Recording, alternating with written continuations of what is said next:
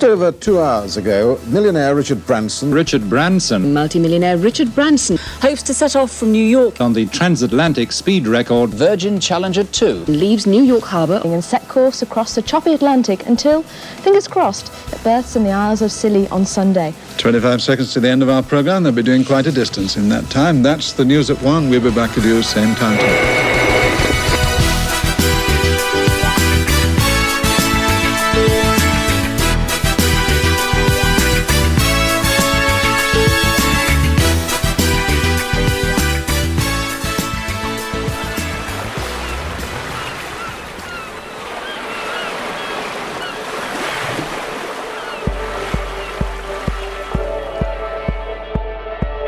Well, here we are in Plymouth, 27 years after the boat behind me broke the record for the fastest crossing of the North Atlantic, a project that took 2 years to achieve.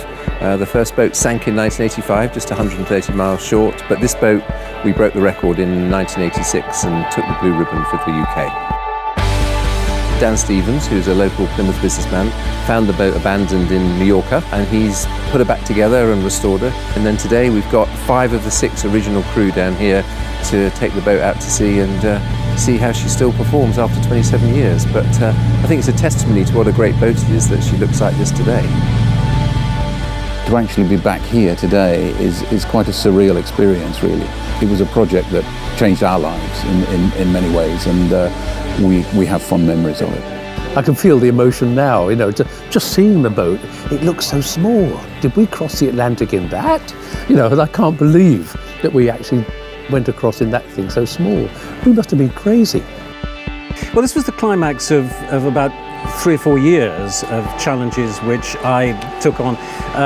One was to escape and evade the army on Dartmoor. I then went on after that to become a North Sea diver and working on the North Sea oil rigs, which was quite an adventure in itself. I then, in the following year, trained as an astronaut at Houston in Texas. And it was after that, in fact, that I came to join Challenger. So they came 1 year after another. I was still the same feeling, the pulse is still getting high. I'm really happy to be here. It was agony, with this boat bouncing around and slamming and banging. And we didn't sleep for 3.5 days. But it makes up for it all when you're successful and you arrive and you do the job you set out to do. I think these kind of challenges are essential to the brand of Virgin, and particularly to Richard, who of course is the one who's driving them all. The voyage helped us to put Virgin Atlantic on the map and the Virgin brand on the map.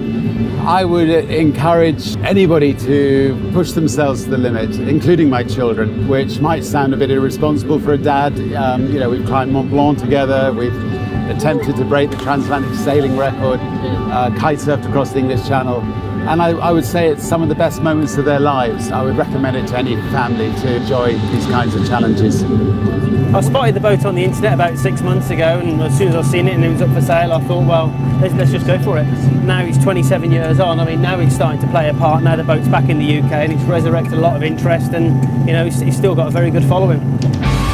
The number of people that came to see the boat then, the public, it only dawned on me and the rest of us then how much we'd done, how much people had empathised with this project. And I think something like this says to the Manor if you want to do something, do it. Doing things that are exciting and a bit dangerous and where you challenge yourself is very important in life, and certainly that's a very strong philosophy of Richard, and it's a pretty strong philosophy of Virgin.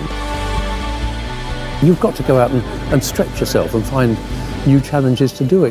There's nothing more boring than sitting down in front of the television watching other people do them. I want to get out there and be one of them and do these things.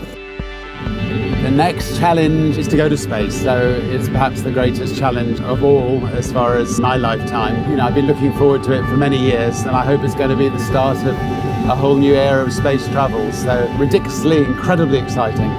And I hate people talking when they've got their dark specs on, so I will say goodbye without my dark specs. Challenger, the Bishop Rock Lighthouse. Congratulations.